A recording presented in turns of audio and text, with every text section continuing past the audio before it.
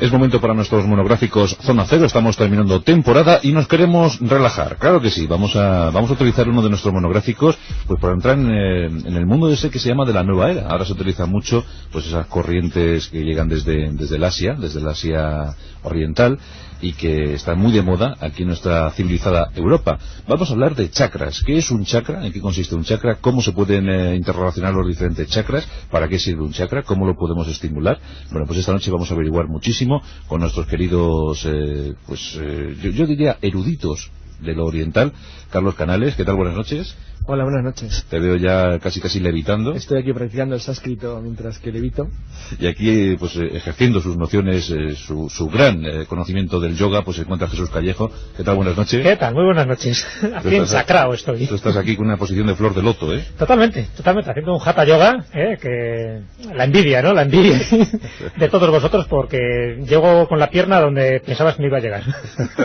¿Quién me ha puesto la pierna encima? ¿Verdad, Carlos? Es más orientalista Jesús Callejo. Nosotros somos más europeos. Sí, tú y yo somos más occidentales. Por eso hablamos antes de dragones. Mientras él hacía yoga. Jesús hace yoga de verdad, además. Ya lo sé. Si es que Jesús es muy polifacético. Es un Leonardo da Vinci de nuestra época. Aikido, ¿no? Haces Aikido también. No, pero solo los ratos libres. Bueno, pero tú eres cinturón negro de no sé qué, ¿no?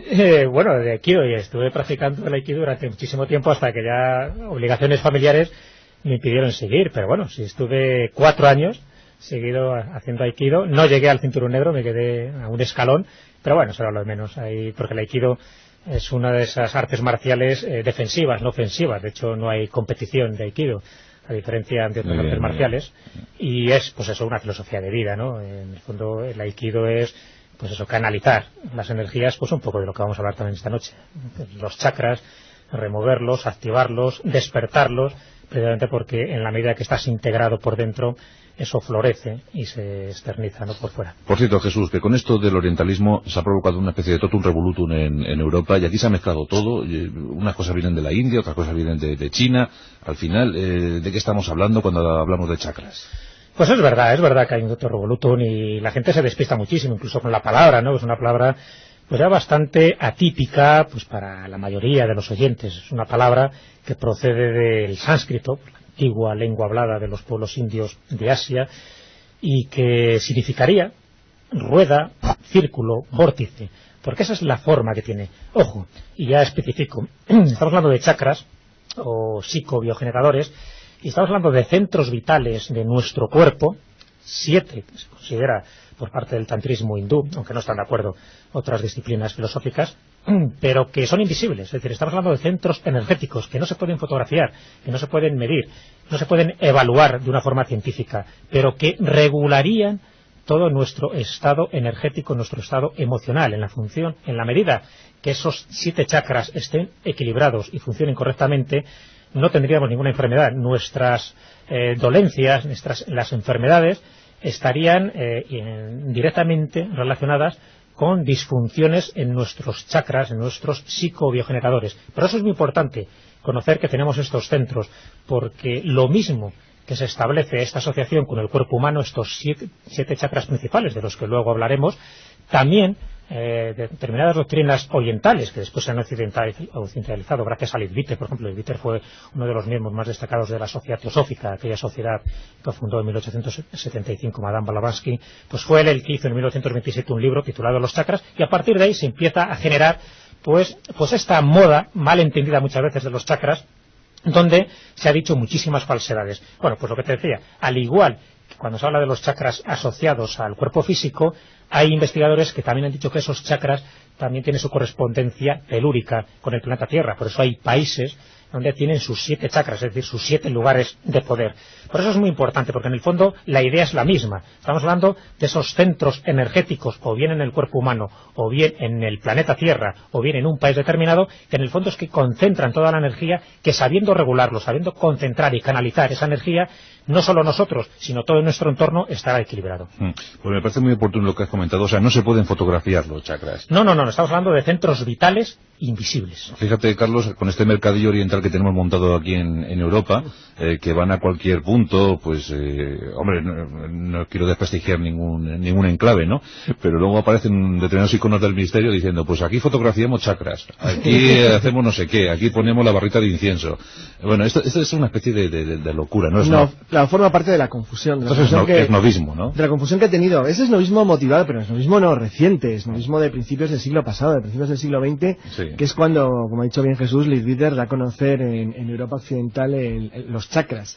Hay que tener en cuenta que los chakras forman parte de la filosofía, bueno, como ha dicho Jesús también, del tantrismo, que los limita a 7 y que los estructura de una determinada manera, pero prácticamente todas las corrientes de pensamiento filosófico oriental, desde Japón hasta la India, de una manera u otra tienen una idea parecida, lo cual quiere decir que dentro de los fenómenos de transmisión cultural, probablemente no el hinduismo, que no tuvo una gran expansión externa, pero sí algunas religiones o formas o filosofías de vida relacionadas con la India del norte, principalmente el budismo, extendieron en cierta medida o sirvieron de puente de comunicación entre ideas de espiritualidad muy similares que luego han sido más o menos refundidos por algunos pensadores modernos, principalmente orientales, no occidentales, que son los que le han dado un contenido muy similar al que actualmente se tiene de ellos. Hay que tener en cuenta otra cosa muy importante que va a decir Jesús. Así como los chakras se asignan al cuerpo humano principalmente como elementos reguladores de la energía y del estado, y eso la palabra significa rueda, algo que gira, que está en perpetuo movimiento, lo que sí que es cierto es que la gran o íntima relación que tienen con el mundo de la nueva era es por su total comunicación con la teoría galiana, dado que sería exactamente igual en el cuerpo humano o en cualquier ser vivo a menor escala que los centros de poder energético, de los centros energéticos que podría tener el planeta Tierra. Y el otro día me acuerdo que hablábamos, a raíz me parece una pregunta de un oyente el domingo, por la noche, de los dólmenes, parece que fue Jesús que dijo que los dólmenes para algunos teóricos podían constituir sistemas de control de los flujos magnéticos de la Tierra para poder aprovecharlos. Bueno, pues el control y el conocimiento de cada uno de los chakras, su utilización y el saber a qué están asignados, cómo se corresponden con los movimientos, el estado físico o determinadas características de la psique, incluso humana o de la espiritualidad, pues permitirían, sí, eso se supone, para quien cree en ello, que se trata bien, darnos una vida mucho más armoniosa, mucho más regulada y, en cierto modo, mucho más feliz. Entonces, por seguir acotando, Jesús, y para que quede muy claro a los oyentes de nuestra Zona Cero, de nuestra Rosa de los Vientos, el concepto chakra, ¿a qué religión pertenece? Estamos hablando de la religión hindú. Lo que pasa es que, por extensión, a la religión oriental, ¿no? A religiones, porque todas ellas, de una forma o de otra, se han hecho eco de los chakras. Por ejemplo, para los budistas solamente habría 4 chakras. Pero otras tendencias, como puede ser la tibetana, el budismo tibetano, nos describen un total de 6, llegando a 7, pues lo que te comenté antes, el tantrismo hinduista, que es el más conocido, el más occidentalizado. Por lo tanto, no todo el mundo está un poco de acuerdo con eso, porque de hecho, según el yoga, en el ser humano existirían 74 puntos vitales o chakras situados. Pues, bueno, se habla del cuerpo físico, pero ellos están hablando de 3 cuerpos diferentes en los que estarían interrelacionados estos chakras, que sería, bueno, pues el cuerpo físico como tal, el cuerpo mental y el cuerpo causal. Es decir, esas 3 realidades, que después hay gente que lo cambia, pues habla de un cuerpo etérico, de un cuerpo astral, etcétera, estarían relacionados. Por eso los chakras cumplirían una función tremenda, porque no solo estarían conectados o asociados a un órgano físico, sino que también estarían conectados a una realidad indivisible de nuestro propio cuerpo, que son los distintos cuerpos sutiles de los que estaríamos hechos. O sea, no solo es el cuerpo físico el que podemos ver, sino las otras realidades o dimensiones, vamos a llamarlas, que estarían imbricadas o relacionadas a través de estos centros energéticos que conectarían. Por eso cuando hablamos a lo mejor del chakra, el primero, del Muladhara, que se dice que estaría en el coxis o en el perineo. Exacto, vamos a establecer el mapa. Eso es, no quiere decir que esté ahí exactamente, sino que estaría en esa zona biológica aproximadamente, pero que a su vez estaría relacionada pues con los distintos cuerpos, con el cuerpo físico, con el cuerpo astral o sutil o con el cuerpo causal. Y esa interrelación entre los distintos cuerpos, en los 3 niveles o las 3 dimensiones, es lo que hace que funcionen relacionados, íntimamente relacionados. De ahí que si falla uno de estos niveles, el resto sentiría cierta repercusión. Vale, entonces puedes estar bien a nivel emocional y estar mal a nivel físico, o estar bien a nivel etérico y estar mal a nivel emocional. Entonces un chakra es una potencia energética que rodea determinada parte de nuestro cuerpo, o de los 3 cuerpos. Exactamente, de los 3 cuerpos. Por eso, o sea, para poder entender en sentido amplio, holístico, lo que queremos hablar, si solo nos referimos al cuerpo físico, estaríamos dando una visión muy parcial. Por lo tanto, vamos a tener en cuenta esos 3 cuerpos, lo llamemos como lo llamemos, y vamos a admitirlo por lo menos durante este monográfico, que es una existencia real. Así que nos encontramos... El número 1 lo tenemos en el coxis. Exactamente, sería el chakra del seso, el chakra de la raíz, es el Muladhara, utilizando la palabra sánscrita, estaría en lo que es la base de la columna. Y, como todos los chakras, posee su propio sonido, se podría activar por mantras o por notas musicales, posee una figura geométrica, utilizada también una palabra oriental, yantras, de ahí que se les asocie como lotos, en este caso sería un loto amarillo de 4 pétalos, y estaría asociado a unos colores. Pero ojo, además cada chakra estaría asociado a un órgano físico, como he dicho antes, a un elemento, a un sentido, a una glándula, a una gema, a un perfume, incluso a una letra del alfabeto hebreo. Sí, todo eso está interrelacionado. Quería que añadir una cosa. La gran combinación que ha tenido tanto éxito en la nueva era reciente del chakra, vamos a basarnos en los chakras hindúes, tántricos, básicamente, los que son 7, con todo esto que va a citar Jesús, son combinaciones de tipo occidental, fundamentalmente, o incluso combinaciones orientales interesadas. Con ello interesadas, quiere decir, gente que lo ha hecho en la India sabiendo que había un mercado disponible en Occidente de cientos de millones de consumidores que podía estar interesado en alguna medida en esto. Por eso, cuando Jesús ha dicho que cada chakra posee su propio sonido, los nadas, los mantras, y su propia forma geométrica, los yantra, que sí se deberían de poder percibir extrasensorialmente dentro de cada grupo, lo que se ha hecho luego es asignarlo. Es decir, tú no sabes realmente cómo es el mantra, aunque sí se conoce la palabra en hindi que lo tiene que representar, y eso, en función de la forma en que los hindúes representan o vocalizan el mantra de cada uno de los chakras, se ha hecho su similitud con una nota musical, con un color y con un tipo de deseo, así como con un perfume o una gema. Bueno, es una extensión de tipo occidental donde se ha combinado en cierto modo tanto lo que es en cierta medida la espiritualidad hinduista con lo que es la espiritualidad de descendencia occidental. La conclusión es muy bonita, por lo menos porque te permite dar una especie de visión completa con unos elementos.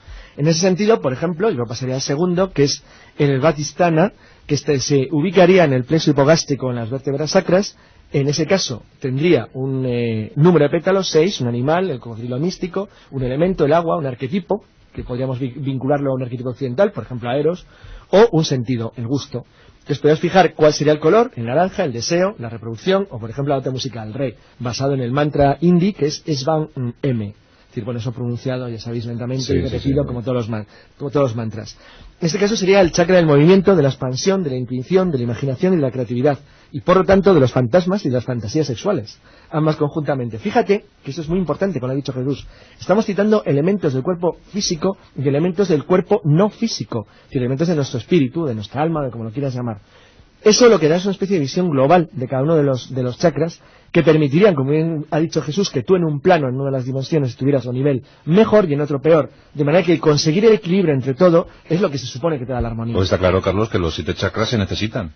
Claro, por supuesto. Es decir, las personas consiguen la armonía total cuando todo, su cuerpo y todo, físico y no físico... Vibra a la vez, ¿no? Vibra a la vez con armonía. Bueno, pues tenemos ya el número 1 ubicado, el número 2 también. Sí, pero si me permites, no vayamos tan deprisa. Es decir, porque el número 1 creo que hay unas matizaciones que tenemos que hacer. Sí. Primero, bueno, todos tenemos esos chakras.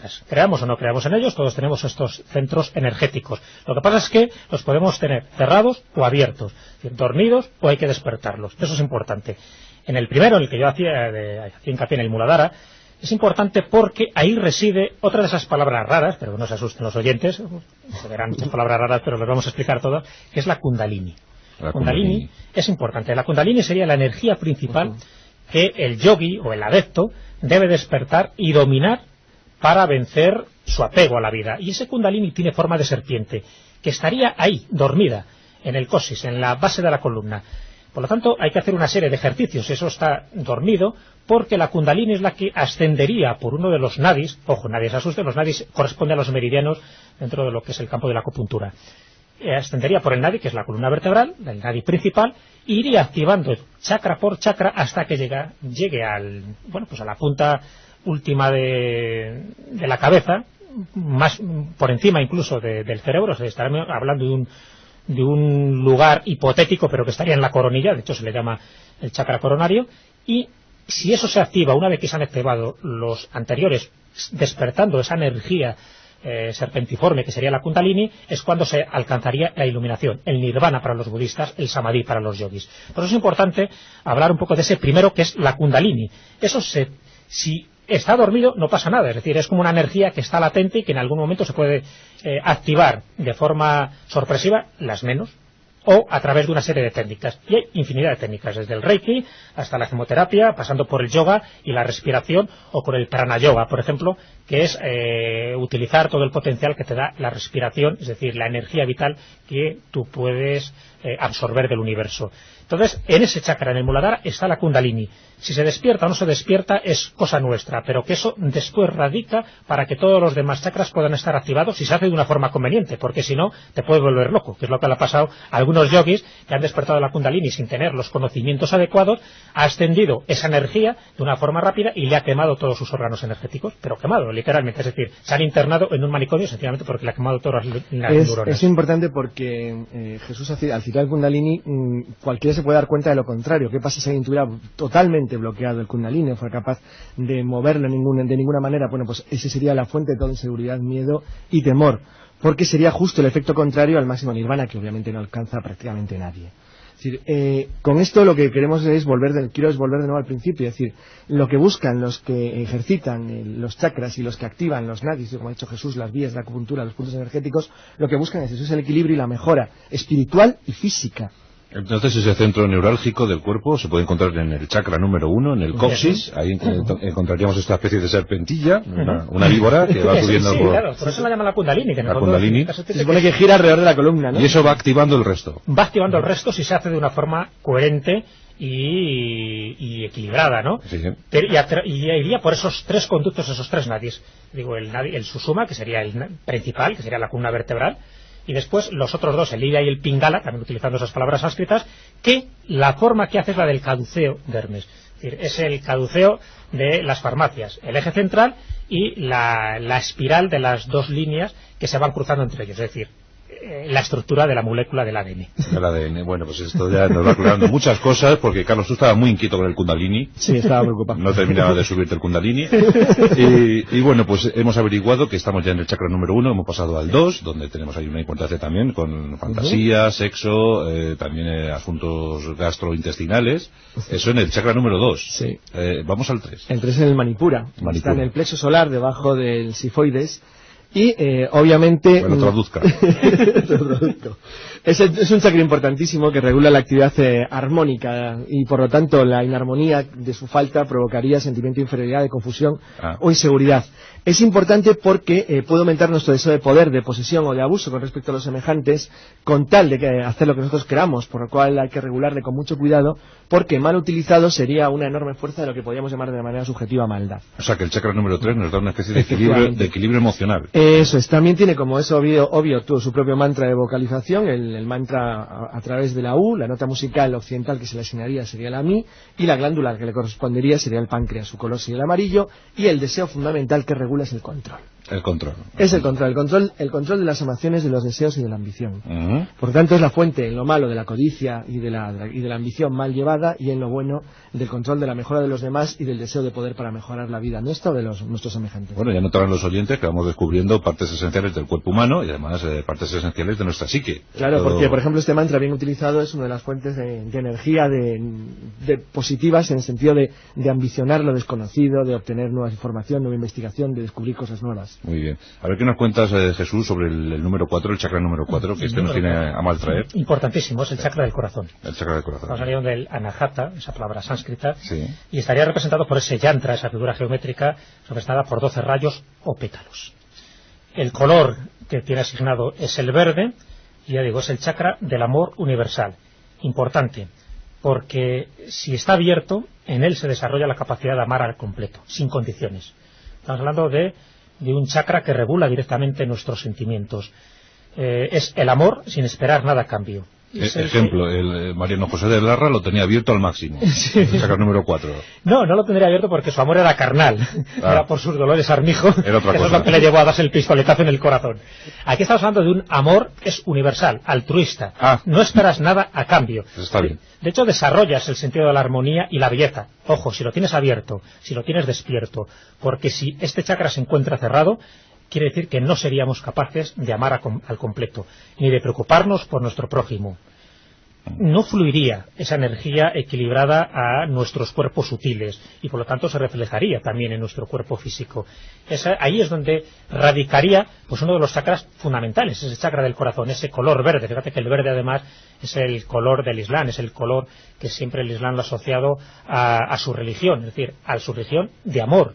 Color verde, siempre fíjate que lo curioso es que normalmente el corazón siempre se asocia al color rojo, al amor, sin embargo no, dentro de lo que sería el mundo de las energías sutiles de esta filosofía hinduista es el verde. Por lo tanto es importante que si no lo tenemos equilibrado es lo que nos haría llegar esos miedos cuando tú lo cierras, es decir, es un chakra que si lo tenemos cerrado no desprendemos esa energía hacia los demás, no nos damos al prójimo y por lo tanto toda esa capacidad de amor revertiría en hacernos egoístas, en hacernos unos seres hipócritas, en hacernos unas personas viles, sencillamente porque toda la capacidad de despliegue que podemos hacer no lo estamos haciendo. ¿Cómo se hace? Pues precisamente desplegando, sabiendo dónde está nuestro centro energético, y está precisamente ahí, en el corazón. Qué hermoso el chakra número 4. ¿Y el 5, Carlos? El 5 es el Vishuddha, es el chakra de la comunicación, del sonido y de la vibración. Es el chakra de la radio. Sí, efectivamente, es el chakra del poder del verbo. Cuando está abierto es el que nos permite ser conscientes de que somos los responsables directos de cuanto recibimos y asimilamos, y por lo tanto es el que nos demuestra cuál es el papel en la sociedad y nos preocupamos por conseguir la máxima satisfacción. Aquí aprovecho para decir que los chakras no tienen por qué ser activados, no se activan a la misma edad en la vida de una persona. Hay que tener en cuenta que el chakra del verbo, el Vishuddha, es también el chakra de la iniciación de la espiritualidad, es el que abre el camino. Por lo tanto, consideran los hinduistas que es un centro que se desarrolla entre los 32 y los 37 años. Estás en edad de desarrollar tu Vishuddha ahora, como eres un genio de la radio, es tu momento absoluto para iniciar tu carrera espiritual.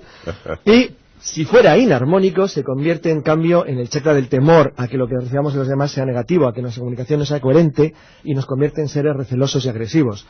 Quiere decir que este es el chakra honorífico de los locutores de radio y por lo tanto deberías cuidarlo. Vamos a hacer una sección sobre el chakra número 5. Se supone que se ubica en el plexo tiroideo y la garganta, claro, y los cervicales. Sí. Es el animal hinduista que representa, es el elefante blanco, el elemento sería el éter en este caso, el sentido el oído, y el color sería el azul, y por supuesto se corresponde a la comunicación como tipo de deseo.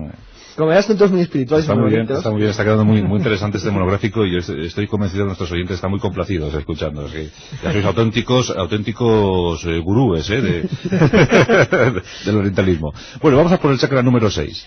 Sí, además en el fondo estamos hablando de algo que tenemos, pero que sin embargo, pues eso, no conocemos en profundidad. Sí, porque la mayoría de la población permanece ignorante a todo esto, ¿no? Claro, y fíjate que las técnicas para activarlo, o por lo menos para intentar equilibrarlos, son muchísimas, ¿no? He hablado del Reiki, pero también a través de los mantras, de esas palabras sagradas o palabras de poder, a través del yoga, a través de la música, a través del baile, a través de las piedras, de las gemas, del color, de los aromas. Es decir, las técnicas son muchísimas porque, como ves, cada uno de los chakras está asociado a un sonido, a un color.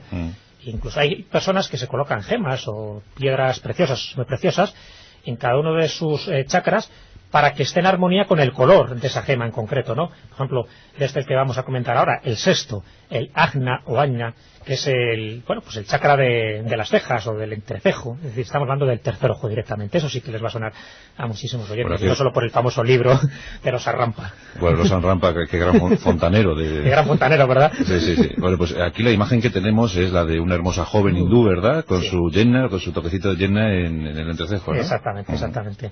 Y eso, claro, cuando vas a la India, lo primero que te llama la atención es eso, ¿no? Como muchísimas mujeres y muchísimos hombres pues tienen como esa pinta, ese color de yenna o incluso pues de otras sustancias justo en el entrecejo. Lo hacen precisamente para activarlo de alguna forma, ¿no? Es una especie como de masaje que tú das para que ese chakra, esa rueda bioenergética, pues esté funcionando en plena armonía. Y claro, estamos hablando del tercer ojo, ese ojo que todo lo ve, que todos los tenemos, pero que no somos capaces de sacarle el provecho. Es un poco como nuestra mente. Tenemos esa manía de aprovechar solo ese 95% de nuestro potencial mental y el 5% y dejar ese 95% totalmente inactivo.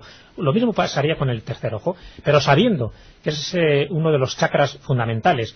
Ese es uno de los chakras fundamentales porque el yantra que le corresponde, estaremos hablando ya de 48 ondulaciones en cada uno de los pétalos, por lo tanto estamos hablando de 96 vibraciones o rayos que tiene. Eso nos da un poco idea del poder energético. Y ahí está en lo mismo que decía antes, es decir, si está despierto o no está despierto. Si está cerrado, seguimos con ideas y conceptos equivocados. Eso es un poco la trascendencia directa que tienen nuestros actos sociales, con unas consecuencias totalmente negativas para nosotros y nuestros semejantes. ¿Por qué? Porque hay un desequilibrio que nos hace que todo nos parezca absurdo, que nos parezca todo ilógico, nos distraemos con una de pipas. Es decir, eso es lo que hace que nuestro tercer ojo, nuestro chakra, nuestro ajna, esté cerrado. Pero ¿qué pasa si lo despertamos a través de estas técnicas o con cualquier otra técnica? Nos está otorgando una evolución espiritual, un dominio sobre nosotros, sobre nuestro espíritu y sobre la materia. Nos está haciendo tener una percepción, un conocimiento, un dominio sobre nosotros mismos importantísimo, sencillamente porque lo tenemos equilibrado. Ojo, si ese chakra le tenemos abierto, le tenemos despierto, quiere decir que los de abajo, los que hemos dicho hasta ahora, hemos descrito, también están equilibrados, porque vamos de una forma ascendente, es decir, la misma evolución, el mismo camino que seguiría la Kundalini si se les despierta. Por lo tanto, estamos hablando ya del penúltimo que nos está abriendo, pues eso, el tercer ojo, poder ver lo intangible, poder ver lo invisible. ¿Cuántas veces hemos hablado de esos mundos paralelos, de esas dimensiones perdidas, pero que sin embargo están ahí plegadas en el tiempo? Ese tercer ojo nos daría ocasión de poder ver esos seres que parece que nos están rodeando, que nos hacen guiños, incluso nos hacen cosquillas, pero que somos incapaces de percibir. El mundo invisible al alcance de nuestro tercer ojo. Bueno, pues estamos encantados y estamos muy relajados. El ambiente se está relajando mucho con esta barrita de incienso que estamos quemando. Bueno, Carlos, que da el número 7, el chakra número 7. Pues tenemos al Sahasrara. Si los oyentes se fijan, hemos ido ascendiendo. A lo largo de la Kundalini cada vez estamos más arriba. Estamos ya en la punta de la cabeza, estamos arriba del cráneo.